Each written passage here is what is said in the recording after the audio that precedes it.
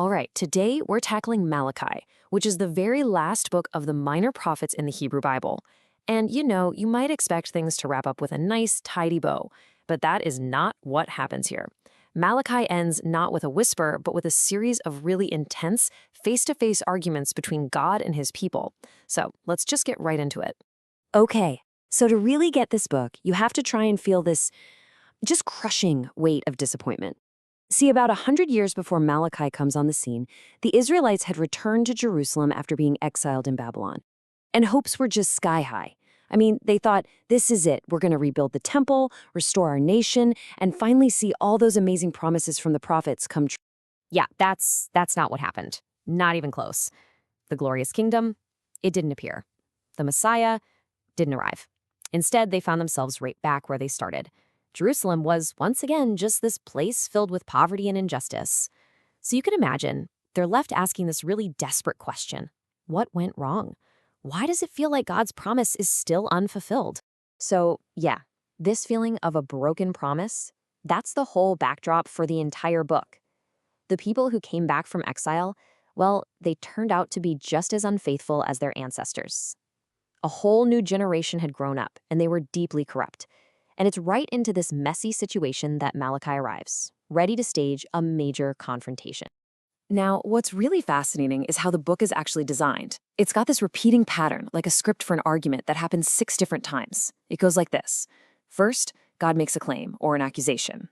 Then, Israel pushes back, like, what are you talking about? And finally, God comes back with the decisive final word. It's this structure that gives the book its raw, confrontational energy. It's pretty unique. Okay, so the first half of the book, the first 3 disputes, uses this format to expose just how deep Israel's corruption really goes. And God isn't just making vague statements here. No, he's building a case, piece by piece. And it all starts right here, with God's most fundamental claim. He looks at them and says, despite all your failures, despite the total brokenness of your society, I have loved you. He insists on this foundational covenant love for them. And Israel's response? Wow, it is just dripping with cynicism. They basically fire back, how have you loved us? I mean, they look at their difficult lives, all the poverty, their completely unfulfilled hopes, and they're basically accusing God of being unfaithful. Right out of the gate, you see they are just full of suspicion and doubt. So in the second dispute, God kind of pivots. He goes from talking about his love for them to their lack of love for him. And the accusation gets way more specific. He says their worship is a total sham, that they are actively despising him right there in his own house, the temple they had just rebuilt. And what do they say? Again, they play innocent. It's like, who? Us? How have we despised you? What did we do? And this denial is so key. They seem completely blind to their own hypocrisy, which, forces God to just spell it all out for them. So God lays out the evidence, and it is damning. First, their sacrifices. They were offering their lame and sick animals, literally the garbage of their flock. I mean, these are things they wouldn't dare give to a human governor.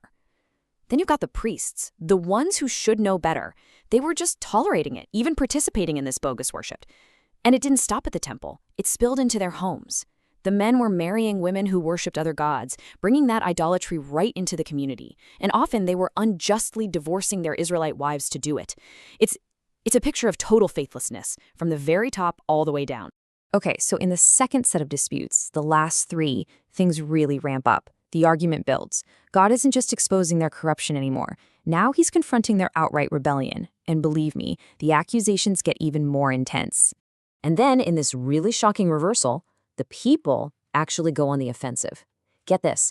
They look at all the corruption and injustice happening all around them, the very things they are doing, and they have the nerve to accuse God of being absent. They ask, where is the God of justice? Unbelievable. God's response is, well, it's powerful.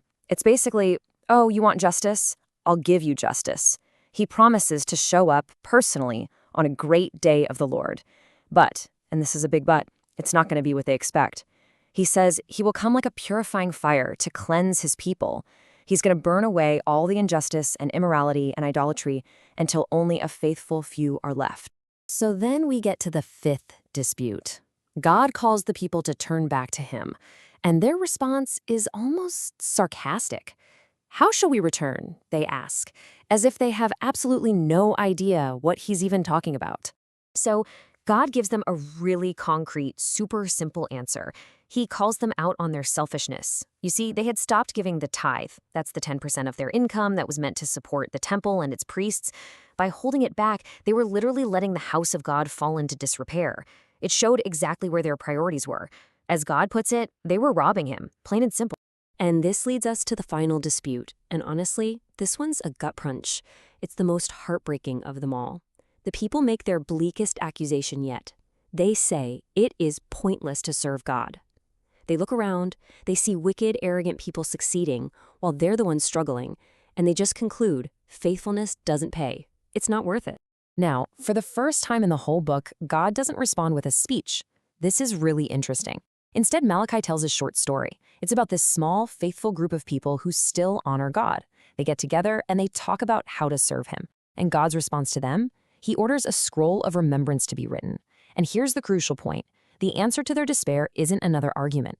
It's the gift of Scripture itself, a story that helps us remember God's character and his promises. And that's what inspires hope for the future. And that theme of hope is exactly where the book lands. After all these heated back-and-forth disputes, the conclusion finally looks beyond all the conflict, toward a promised future.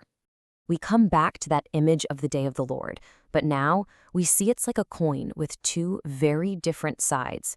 For the wicked and the arrogant, yeah, it's going to be a consuming fire. But for the faithful, for that small group that held on, for them, that very same day will be like a rising sun, bringing healing and life. So it's both a terrifying threat and an absolutely beautiful promise, all at once. The book wraps up with this kind of appendix that's really a summary of the whole story of the Hebrew Bible. It tells the people to remember the law of Moses, which grounds them in their past and what God has already done.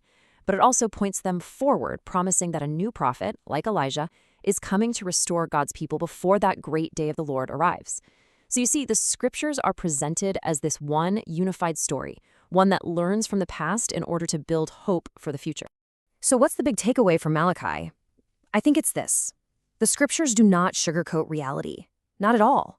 They tell the raw, honest truth about the human condition, about our selfishness, our sin, our tendency to break our promises. But, and this is so important, they never just end there. They also relentlessly announce God's promise that one day he will show up to confront evil, to restore his people, and to bring his healing justice to this world. And that leaves us with a question that is just as relevant for us today as it was thousands of years ago. When you look at the world, or maybe even just your own life, and you see that huge gap between what was promised and what you're actually experiencing, how do you hold on to hope?